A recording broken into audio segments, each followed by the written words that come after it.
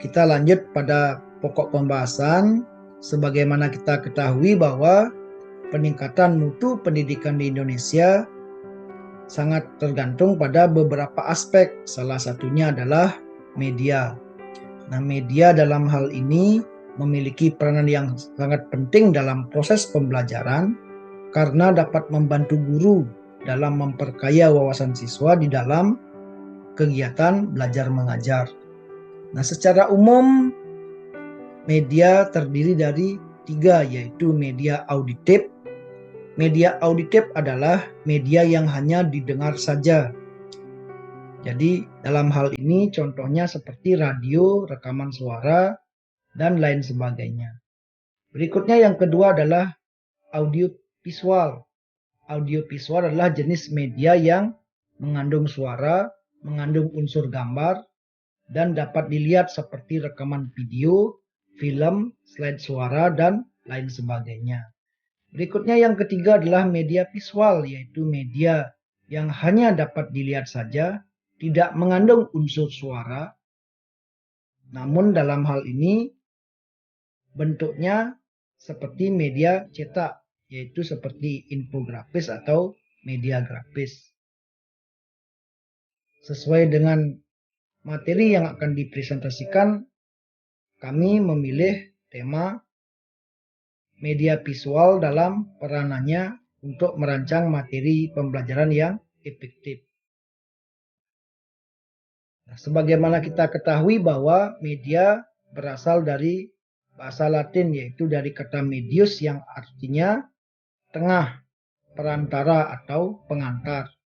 Jadi kata media sudah tidak asing lagi dalam dunia digital, karena hal tersebut merupakan alat bantu atau sarana yang biasa dikembangkan oleh konten kreator, oleh seorang guru ketika melakukan berbagai aktivitas yang bersifat digital. Jadi dalam hal ini dapat disimpulkan bahwa media merupakan salah satu sarana pendukung di dalam proses pembelajaran untuk mencapai tujuan, di mana penggunaan media tentu saja dapat menghubungkan guru sebagai fasilitator dan peserta didik sebagai penerima informasi yang selanjutnya akan mengembangkan wawasannya berdasarkan pengalaman belajar yang didapat. Nah, berikutnya menurut Kamus Besar Bahasa Indonesia, kami akan membahas tentang pengertian visual secara umum. Jadi visual dapat diartikan sebagai indera penglihatan. Jadi dalam hal ini mata berfungsi sebagai alat untuk memvisualisasikan, sehingga dengan indera penglihatan inilah para siswa nanti akan melihat, menyimak, dan menginterpretasikan sebuah media yang terlihat kemudian ditafsirkan berdasarkan dengan pengalaman belajar masing-masing. Nah, media visual merupakan media yang banyak dimanfaatkan dengan cara dilihat saja. Memang dalam hal ini media visual tidak mengandung unsur suara di dalamnya, karena unsur utamanya bentuknya nyata dan karakteristik penyajiannya hanya bersifat gambar.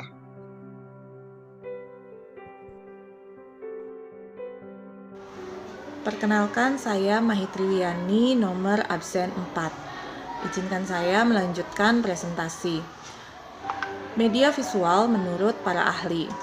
Menurut Asriyati, media pembelajaran berbasis visual merupakan segala sesuatu yang dapat digunakan untuk menyalurkan dan menyampaikan pesan melalui pengalaman melihat, sehingga tercipta lingkungan belajar yang kondusif yang dapat mendorong siswa agar dapat melakukan proses belajar secara efektif dan efisien. Kemudian yang kedua, menurut Jamarah, media berbasis visual adalah media yang hanya menggunakan fungsi dari indera penglihatan. Media berbasis visual memiliki peran yang sangat penting dalam proses pembelajaran. Media visual dapat meningkatkan pemahaman dan memperkuat ingatan siswa terhadap materi pembelajaran. Dari beberapa pendapat ahli di atas dapat diambil kesimpulan bahwa media pembelajaran visual adalah suatu alat atau bahan yang digunakan dalam pembelajaran dengan memanfaatkan indera penglihatan. Media pembelajaran visual dapat memperkuat ingatan dan pemahaman siswa terhadap materi pembelajaran karena media visual hadir secara langsung di dalam proses pembelajaran yang menghubungkan materi pembelajaran dengan dunia nyata. Berikutnya adalah bentuk media visual. Di layar Bapak Ibu sudah terlihat bahwa media visual dapat ditunjukkan dalam dua bentuk. Yang pertama yaitu media visual yang menampilkan gambar diam seperti gambar, kemudian potongan-potongan gambar, lukisan, patung, slide, dan berbagai benda yang dibuat dengan cara mencetak. Bentuk kedua yaitu menampilkan gambar atau simbol bergerak, atau contohnya adalah alat peraga tengkorak manusia, kemudian alat peraga arus listrik, dan sebagainya. Nah, kita lihat di layar ada beberapa contoh media visual seperti potongan gambar, alat peraga arus listrik, kemudian tengkorak manusia. Nah, contoh-contoh lainnya lagi dari media visual antara lain foto, ilustrasi, flashcard, kemudian gambar yang disajikan dalam proyektor, kemudian grafik, bagan, diagram, poster, peta, dan lain sebagainya. Kemudian kita lihat kelebihan dari media visual. Yang pertama, menurut Hamalik, media visual mempunyai beberapa kelebihan dibandingkan dengan media grafis yang lain. Kelebihan tersebut yaitu yang pertama adalah memiliki sifat konkret. Bersifat konkret artinya gambar atau foto yang ditampilkan dalam media visual dapat digunakan oleh peserta didik dengan jelas dan nyata yang menunjukkan materi atau pesan yang disampaikan. Kemudian yang kedua, mengatasi ruang dan waktu. Ini maksudnya dapat meminimalis penggunaan waktu untuk menunjukkan objek sesungguhnya yang berada jauh dari lokasi sekolah. Kemudian yang ketiga adalah menjelaskan suatu masalah. Media visual dapat menjelaskan suatu masalah dalam materi pembelajaran, memungkinkan suatu masalah atau fenomena dipahami secara sama. Kemudian yang berikutnya, mudah dan murah. Media visual dapat dibuat sendiri dengan biaya yang terjangkau, bahkan dapat menggunakan atau memanfaatkan barang-barang bekas yang dapat diolah serta mudah dalam penggunaannya. Kemudian, media visual juga dapat meminimalis keterbatasan pengamatan mata. Maksudnya, untuk menerangkan objek tertentu yang sulit disajikan secara nyata, maka dapat dipergunakan media berupa foto atau gambar. Kemudian kita lihat kelebihan media visual menurut Arsyad. Di sini ada yang pertama, tahan lama. Tahan lama dimaksudkan media dapat digunakan berkali-kali dengan penyimpanan dan penggunaan yang tahan lama. Kemudian yang kedua, analisis lebih tajam. Analisis lebih tajam maksudnya dapat membuat siswa memahami isi berita dengan analisa yang lebih mendalam, serta dapat membuat siswa berpikir lebih kritis tentang informasi yang disampaikan. Kemudian yang ketiga, ada melengkapi pengalaman dasar. Pengalaman dasar di sini maksudnya segala sesuatu yang pernah dialami, dijalani, maupun dirasakan yang kemudian disimpan dalam memori itu dapat terpenuhi secara lengkap. Kemudian yang berikutnya, membangkitkan keinginan dan minat baru. Artinya, siswa menjadi bertambah motivasi dan minatnya untuk mengikuti kegiatan yang dilaksanakan dalam pembelajaran. Kemudian yang terakhir, mencegah keterbatasan pengalaman.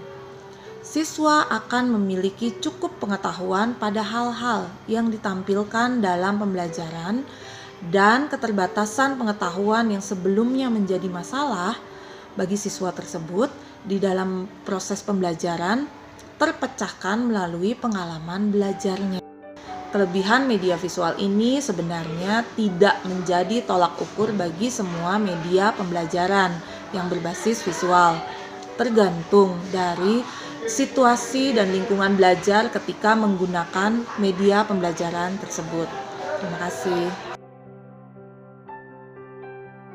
Baiklah, terima kasih atas waktu yang diberikan. Seperti yang disampaikan rekan saya sebelumnya, selanjutnya saya akan melanjutkan presentasi ini, di mana saya akan mengawali dengan menyampaikan atau memaparkan terkait dengan fungsi daripada media visual ini. Yang pertama, fungsi dari media visual ini adalah menyediakan acuan yang bersifat konkret. Kemudian yang kedua, mengkonkretkan gagasan yang masih bersifat abstrak. Kemudian dapat memotivasi minat belajar siswa. Kemudian mengarahkan perhatian siswa ketika akan mengikuti kegiatan pembelajaran atau di dalam mengikuti kegiatan pembelajaran. Kemudian dapat mengulangi informasi yang sebelumnya pernah disampaikan dan diingatkan kembali melalui penampilan atau melalui penunjukan daripada media visual ini. Kemudian berikutnya adalah dapat merangsang ingatan daripada siswa. Jadi merangsang kembali ingatan yang dimiliki oleh siswa dari kegiatan-kegiatan pembelajaran sebelumnya. Kemudian dapat mengurangi usaha belajar siswa. Dalam hal ini siswa dalam pencarian informasi terkait dengan materi ataupun pesan yang disampaikan di dalam kegiatan pembelajaran, siswa mendapatkan sebuah gambaran ataupun media yang dapat mengurangi usaha daripada siswa itu dalam pencarian informasi di dalam proses pembelajaran yang dilakukan. Nah, demikian terkait dengan fungsi daripada media visual ini. Nah, selanjutnya yang akan saya sampaikan adalah jenis media visual berdasarkan atas sifat. Yang sebelumnya mungkin sudah disampaikan di atas bentuk-bentuk daripada media visual. Di sini saya akan melanjutkan terkait dengan jenis media visual berdasarkan atas sifat daripada media visual tersebut. Yang pertama adalah jenis media visual itu adalah bersifat realistik, kemudian yang kedua analogi, yang ketiga itu bersifat organisasional, dan berikutnya relasional, kemudian bersifat transformasional, dan yang terakhir bersifat interpretatif. Jadi demikian terkait dengan jenis daripada media visual ini, dan saya lanjutkan kepada slide berikutnya. Prinsip daripada pemanfaatan media visual ini, jadi di dalam kita merancang atau merencanakan suatu kegiatan pembelajaran perlu hanya direncanakan, disiapkan materi yang nantinya dapat efektif bagi proses pembelajaran yang dilaksanakan. Nah, adapun yang perlu diperhatikan di dalam menyusun media visual ini sebagai materi yang efektif di dalam kegiatan pembelajaran, yang pertama adalah tata letak. Tata letak ini adalah suatu tampilan yang memberi gambaran kepada peserta didik di dalam kegiatan pembelajaran tersebut sebagai sebuah media yang memiliki tatanan yang teratur di dalam bentuk dan wujud daripada media visual yang ditampilkan. Nah, itu menjadi prinsip yang pertama yang menjadikan media visual ini secara materi dapat efektif digunakan di dalam proses pembelajaran. Kemudian berikutnya adalah seimbang. Jadi keseimbangan antara apa yang disampaikan dengan media yang ditampilkan, sehingga secara psikologis siswa dapat menerima dan menangkap materi yang disampaikan dengan sangat baik melalui media visual ini. Kemudian dari segi warna, kita mengetahui bahwa media visual itu dapat dilihat atau penggunaannya melalui penglihatan. Jadi hal-hal yang bersifat warna yang menarik ini perlu kiranya untuk menjadi sebuah pertimbangan di dalam penyusunan atau perencanaan materi di dalam proses pembelajaran dengan memanfaatkan media visual ini. Kemudian berikutnya adalah ketermudahan atau keterbacaan. Ketermudahan dan keterbacaan. Jadi media visual yang ditampilkan itu menunjukkan atau menampilkan jika dalam bentuk tulisan atau keterangan itu ditampilkan dengan tulisan yang jelas dan dapat mempermudah seseorang di dalam proses membaca atau memahami apa yang disampaikan atau yang ditampilkan dari media visual tersebut.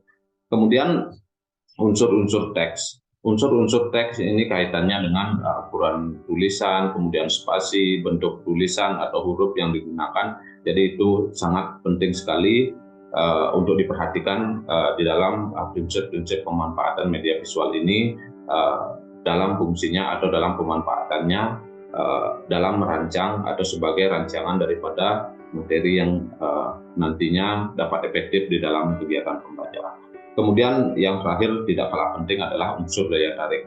Unsur daya tarik ini adalah meliputi dari keseluruhan yang telah disampaikan tadi, sehingga secara konsep atau di dalam keseluruhan daripada media visual tersebut dapat secara komprehensif atau sempurna menampilkan sebuah visual atau tampilan media yang dapat menarik minat daripada siswa di dalam kegiatan pembelajaran tersebut.